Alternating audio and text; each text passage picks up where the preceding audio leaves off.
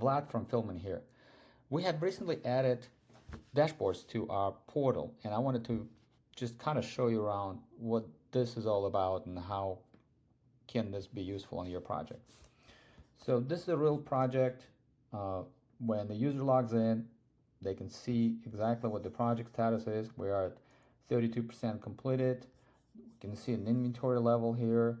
We have available about 1200 meters here and 3/4 size and 506 at 1 inch. This is a really good way to keep an eye on your inventory levels. Assigned work by worker. You can keep an eye on what kind of level of work folks have out there in the field. Completed work by day. So today it's already completed 18. You can see the route saturation and skip reason.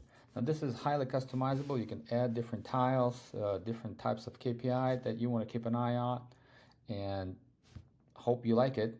Stay tuned for more news from Fieldman. See you next time.